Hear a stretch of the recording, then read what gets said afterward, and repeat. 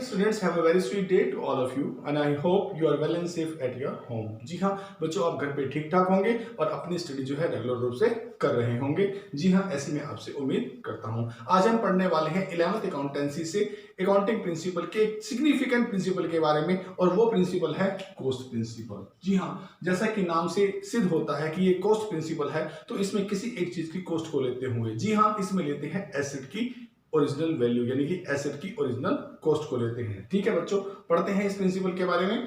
According to this principle the asset is recorded in the books of accounts on its original cost. जी हाँ, original cost per ही किसी asset को record किया जाता है। अब ओरिजिनल कॉस्ट कंपेयर कैसे होती है, ओरिजिनल कॉस्ट निकलती कैसे है?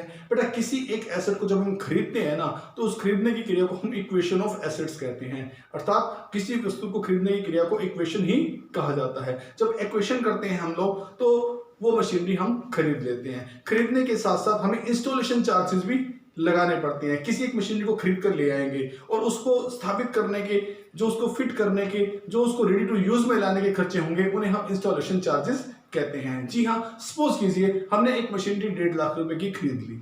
ठीक है, खरीद कर वो हमारे पास आ गई और उसको अब हम चाहते हैं कि वो यूज में आए ताकि हम उसका उपयोग कर सके। उसके लिए हमें इंस्टॉलेशन चार्जेस देने पड़े, मिस्त्री को बुलाना पड़ा, एस्टेब्लिश करानी पड़ी मशीन, रेडी टू यूज तक का जितना खर्चा हुआ उस मशीनरी की कॉस्ट में जोड़ देना है। जी हाँ बच्चों, सपोज कीजिए एक मशीनरी हमने 1.5 लाख की खरीदी और उसको खरीदने के बाद 20,000 रुपए उसके इंस्टॉलेशन चार्जेस आए, उसको स्थापित करने के खर्चे आए, उसके बाद मशीनरी रनिंग में आ गई। तो इस मशीनरी की असली कॉस्ट 1.5 लाख है या ये 20,000 रुपए या फिर इन दोनों को जोड़कर 1,70,000 रुपए है। जी, मशीनरी की असली कॉस्ट होगी कॉस्ट ऑफ इक्वेशन 1.5 लाख रुपए प्लस कॉस्ट ऑफ इंस्टॉलेशन, जी हाँ, 20,000 रुपए। इन दोनों को ऐड कीजिए, मशीनरी की असली कॉस्ट आएगी 1,70,000 रुपए। जी हाँ, मशीनरी को, इसी कॉस्ट को जो है हम लोग आगे बिजनेस के जितने भी अकाउंटिंग ट्रांजैक्शंस होंगे, जी हाँ, उनमें जो है हम कंसीडर करेंगे। मशीनरी की कॉस्ट होगी हमारे लिए 1,70,000 रुपए। कैसे है 1,70,000? जी, equation cost plus installation charges दोनों को मिलाकर जितना एक्सपेंडिचर इंकर्ड हुआ रेडी टू यूज लाने के लिए वो सारा हमने इसमें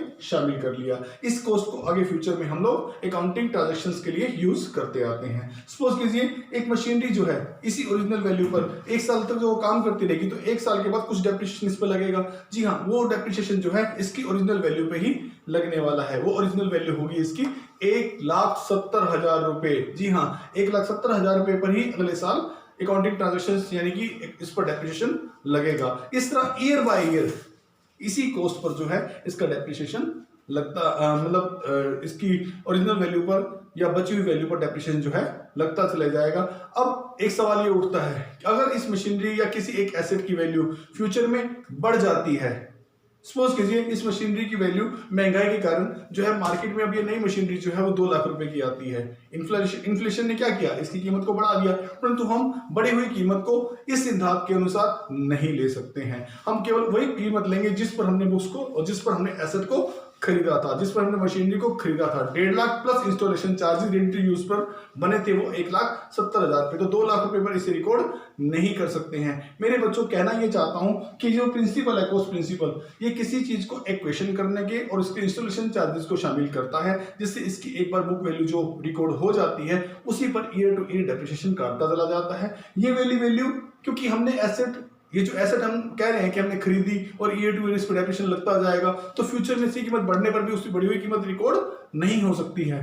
तो इस प्रिंसिपल को हम लोग ये कहते हैं कि एसेट जो कि पास्ट में खरीदी गई थी, ठीक है, और पास्ट में खरीदी होने की वजह से या पास्ट से रिलेटेड एसेट होने की वजह से, जी हाँ, इस मेथड को हम हिस्टोरिकल मेथड का नाम भी दे देते हैं। मेरे बच्चों, बस ध्यान इतना रखना है कि जब हम ओरिजिनल कॉस्ट में से डेप्रिसिएशन काट लेते हैं तो बची हुई वैल्यू को हम लोग year two year balance sheet में शो करते रहते हैं एसेट साइड में।